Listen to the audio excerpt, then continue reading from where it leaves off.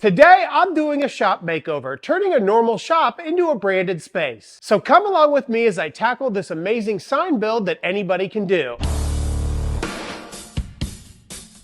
So I'm guessing most of you don't have a YouTube channel where you need a sign like this, but maybe you have a business. Or maybe you want to do an accent wall on the cheap, or you want to just create some art. Well, this video is going to walk you through the entire process of how I created this sign out of some fence pickets. So let's hit the road and I'll show you how I made this. So for this build, I decided to check out to see what Lowe's has to offer, as I'm typically a Home Depot man. I was actually pleasantly surprised by the selection. I really like the look of these wall slats as well as these aromatic cedar panels. But what I didn't like was the price, as there's no way I'm paying $40 for a box of that cedar. But I do think cedar's a good idea for this sign, so I went to go check out to see how much the boards were. But once again, I'm not paying $30 or $40 for one board of this cedar. So I kept looking, and just around the corner were these cedar fence pickets for less than $4 a piece. So my decision was made, and I picked up a number of these for just over 20 bucks. With a plan in mind now, I headed back to the shop and began to clean up these planks. Now for this build, I'm going to try to use as many of the tools I've reviewed over the last few months in this video. So keep an eye out, as you'll probably see some tools you recognize in this build. So at this point in the build, I have an idea of doing a herringbone pattern for the back of this sign. So I'm quickly sorting these planks into two piles, one for the darker colored planks and one for the lighter colored. Not only that, but I'm also taking a look at the texture of each plank, as I'd like to keep some of that rough look on some of these boards. Now that I have these planks sorted out, I'll go directly outside my shop to grab a piece of 1/2-inch plywood. And here's a look at that neon sign that I'm going to use for this build. This is actually an LED sign, and it really was quite affordable. And you can tell from all the dust on this sign, I've had this thing for quite some time. I think I've had it for about a month. With that sign cleaned up, let's get to the process of milling up these planks.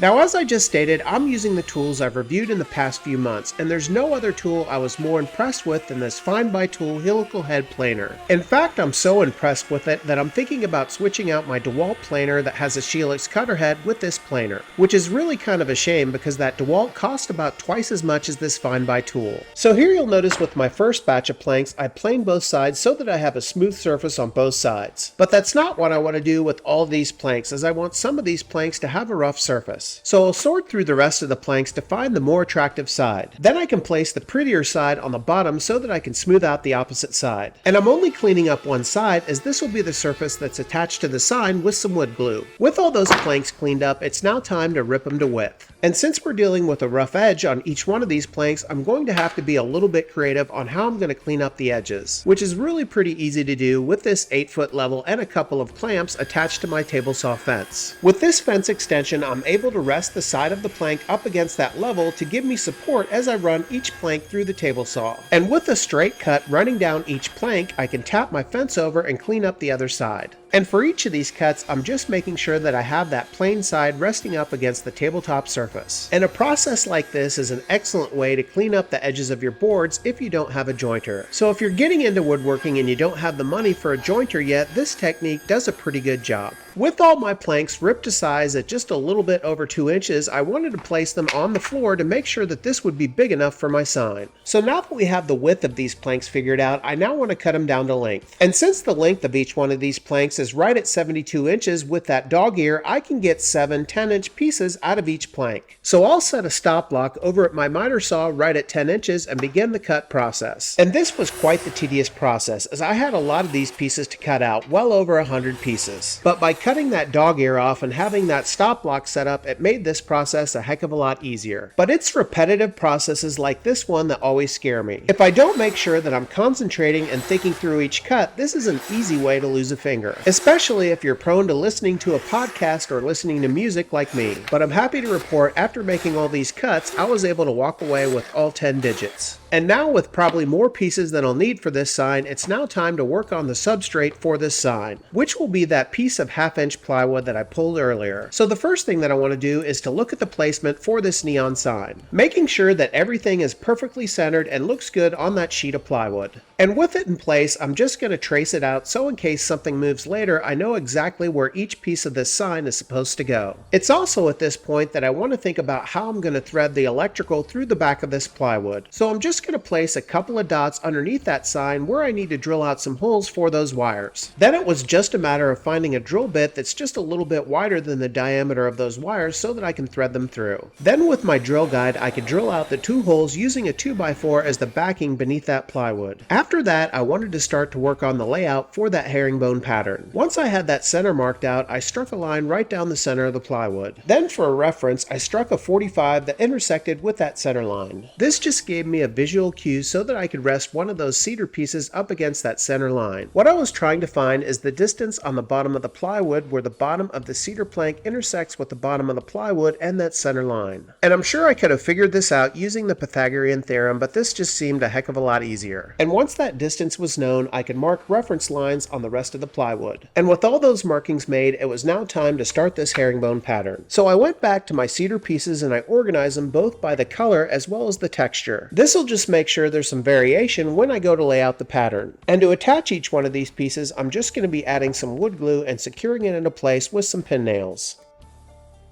And really the most important piece to install is the first piece, so I'll use my speed square to make sure that everything's in alignment. Then I can use those reference lines that I made earlier and the previous piece to make sure that I have the next piece in alignment. And this process goes pretty quickly, and it's a lot of fun to do. And you probably don't even need those pin nails unless you're in a hurry like I was. Or you could just add them every once in a while to make sure that everything's holding into place. Once you have the first row in place, you really do have to think for a bit before you add the second row, as there's a potential that you could add the second and third row in the wrong place. And that's where those reference lines really come into play. Go make sure that you're maintaining your pattern and everything comes out perfectly. You'll also notice as I place these pieces, the colors are varying from each row. Not only are the colors changing, but also the texture of each panel. I'm simply grabbing a different piece from each of the bundles that I sorted earlier. It's this variation of the texture and color that's really going to make this pattern stand out. And you'll see as I place these pieces, I'm covering the entire sheet of plywood. So I did end up cutting some of these pieces in half so I wouldn't waste as much material. But since there was some overhang over that plywood, I needed to clean it up. And this was very easily done with a track saw. By lining up my track right up against the edge of that plywood, I could easily clean up this sign. And with all of those edges cleaned up, you can really see how nicely this sign shapes up, especially when we place that neon sign on top. But I don't like the way that plywood shows up on the edge, so I want to apply a border. Luckily, I have some scrap walnut that I think will just do the trick.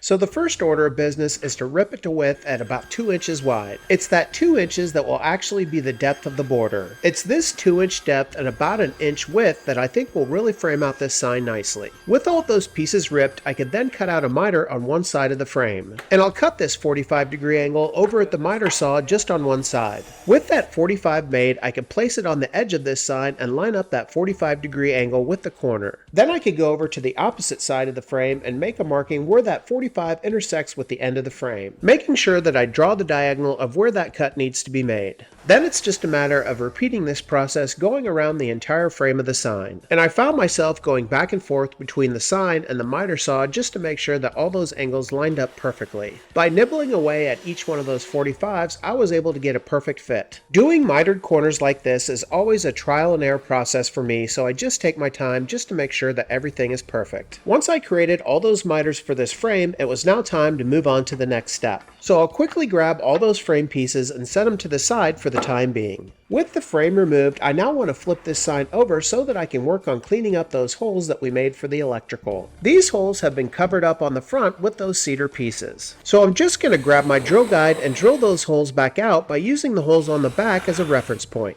And I did use a 2x4 as a backer so that I wouldn't get blowout. And if I flip the sign back over, you can see how nicely those holes came out. While we're working on the back, I do want to add some French cleats. So to make these French cleats, I'm simply going to grab a piece of 3/4 inch plywood that I have laying in my scrap pile. Then I'm going to rip this plywood a little bit off center so that I can get the 2 French cleats as well as a brace piece. Then I can move my table saw fence over and adjust the blade at 45 degrees so that I can rip that cleat. With the brace piece now made and the French cleats made, I can now attach them to the sign. So I'll quickly strike a line on the very top of my sign right at about 4 inches from the top. And to attach this cleat, I'm going to use some screws. So I'll first countersink a few holes for each one of those screws. And for long-term stability, I'm also adding a little bit of wood glue. This cleat isn't going to go anywhere. And with the glue in place, I can use that 4-inch reference line to line up the cleat and screw in each one of those screws into the back of the sign. And since this French cleat will push the sign forward from the front of the wall, I need to create a support bracket on the bottom of the sign. So I'll just add that other piece of plywood from the cutoff on the French cleat to the bottom of the sign. And for this piece, alignment really isn't as important. It's just going to support the sign on the bottom at the same level as the French cleat. With the French cleat system now added to the back of the sign, I could flip the sign over and begin to work on adding the frame. And here you'll see I've added a 2x4 on the bottom of the sign to support the frame as I go to attach it. And to initially hold the frame in place, I'm just going to be adding some wood glue and some pin nails. So with the wood glue poured out, I could then take a silicone brush and lather up all the edges of this sign. And once I had enough wood glue in place, I could add the walnut and tack it into place with those pin nails. Now initially, I thought the wood glue and pin nails would be enough, but I decided this just wasn't enough force on that wood glue. So I quickly scrambled and added some clamps to each side of the frame. And although it may not look like it, this was a very stressful glue up. Since I wasn't intending on using clamps, I had to scramble to go ahead and add the clamps. And it took me a couple of tries to get the clamping pressure just where I wanted it, which took me about 2 iterations, but I finally got them in place. With that glue now curing up, I could begin to prep the area where this sign will be hung, which just included removing this Italian and Irish flag and getting it ready for the cleat. And to make sure that that cleat was completely level on the wall, I just used a laser level. And with just a few screws, this wall was ready to receive that sign. And after about another hour, I was ready to take this sign out of clamps and get it cleaned up so that I could finish it. And there wasn't a whole lot of prep that needed to be done. Since I wanted to keep the rough look on the herringbone pattern, all I needed to sand was the frame itself. Now typically for a project like this, I would use Danish oil to finish it, but I didn't have any in stock and I only had a ton of teak oil. One of the biggest differences I noticed with the teak oil is it didn't have the nice smell that Danish oil has. But it did leave the same type of finish, which I was very pleased with. Finishing the herringbone pattern was a little bit more tricky. Since I was dealing with a lot of rough cut wood here, it really took a lot of teak oil. But by adding that teak oil, you can really see the color variations come through on that cedar. It really is amazing how many different colors you can get with cedar. Some of the color looks like walnut, some of it like maple, and even some that looks like cherry. And after 2 coats of this teak oil, you can see how beautiful that color variation is. And the only thing left to do was to add this sign to that background. So I lined up all those electrical holes with this sign and made sure that it was perfectly centered on that background. And this sign comes with 4 mounting holes for each piece. So I took a long nib marker and marked out where each one of those holes needed to be. And it was really nice having a couple of different colors with these markers. As the wood had such a variation in color, I had to use a couple color of markers. To mount the sign, it comes with these posts that screw directly into the background. Once you've attached the post with a screw, you can attach the sign to the post with the screw knob. So I'll remove the sign and just pre-drill a hole for each one of those screws for the posts. Then it was just a matter of tightening in each post with my screwdriver. And once these posts are screwed into place, they're really secure and raise the sign off the background about 1 inch. With all those posts installed, I could then place the sign right on top. Then I could quickly take the electrical and thread it through the holes that we drilled out earlier. Then it was just a matter of placing a rubber washer on top of the post and then placing the sign on top of the rubber washer. And then another rubber washer could be placed on the bolt and then it can be screwed into place.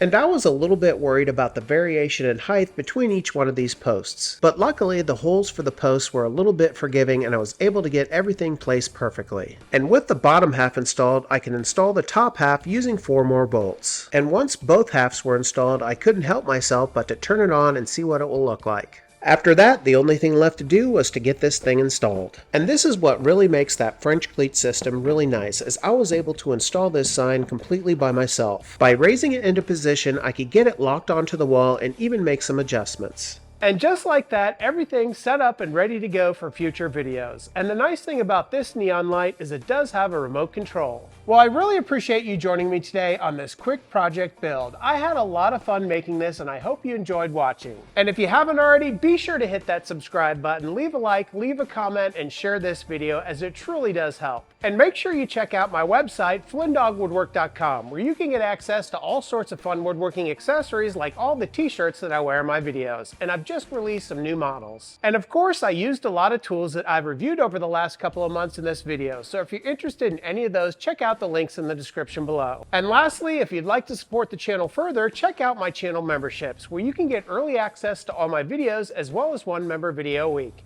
Until next time, take care as always.